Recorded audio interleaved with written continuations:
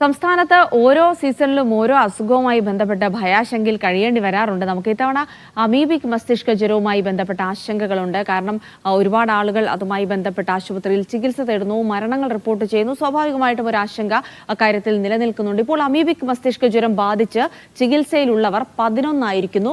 ഇന്നലെ രോഗം സ്ഥിരീകരിച്ച വണ്ടൂർ സ്വദേശിനിയായ 56-കാരിയെ കോഴിക്കോട് മെഡിക്കൽ കോളേജിൽ പ്രവേശിപ്പിച്ചിരുന്നു.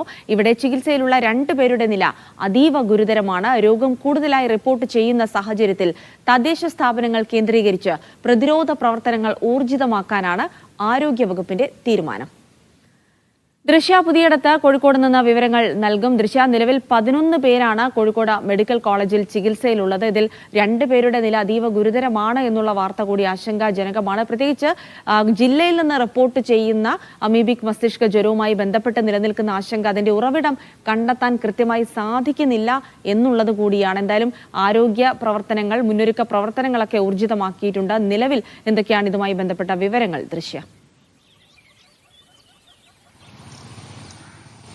ജിൽസി, ഇന്നലെ മലപ്പുറം വണ്ടൂർ സ്വദേശിയായ 56-കാരിക്കാണ് വീണ്ടും അമീബിക് മസ്തിഷ്ക ജ്വരം സ്ഥിരീകരിച്ചിട്ടുള്ളത്. ഇന്നലെ രാവിലെയോടെ വയനാട് നിന്ന് ചികിത്സയിൽ ഉണ്ടായിരുന്ന ഒരാൾ ഇന്നലെ രാവിലെ മരിച്ചിരുന്നു. ഇതിന് പിന്നാലെയാണ് മലപ്പുറം വണ്ടൂർ സ്വദേശിനിയായ ഒരു 56-കാരിക്ക് കൂടി അമീബിക് സ്ഥിരീകരിച്ചിട്ടുള്ളത്. ഇപ്പോൾ നിലവിൽ 11 പേരാണ് കോഴിക്കോട് മെഡിക്കൽ കോളേജ് ആശുപത്രിയിൽ അമീബിക് മസ്തിഷ്ക ജ്വരം ബാധിച്ച് ചികിത്സയിലുള്ളത്. ഇതിൽ 2 പേരുടെ നിലയാണ് ഗുരുതരമായി തുടരുന്നത്. ഇതുകൂടാതെ തന്നെ ചികിത്സയിലുള്ള മറ്റുള്ളവർക്ക് മറ്റു ചില രോഗങ്ങൾ കൂടി, അസുഖങ്ങൾ കൂടി ഉള്ളതിനാൽ ഇവരുടെ ആരോഗ്യാവസ്ഥയിൽ ഡോക്ടർമാർക്ക് ആശങ്കയുണ്ട്. ഇത് തന്നെയാണ് ഇതിൽ മരിച്ച പലരുടെയും അവസ്ഥ ഇതാണ്.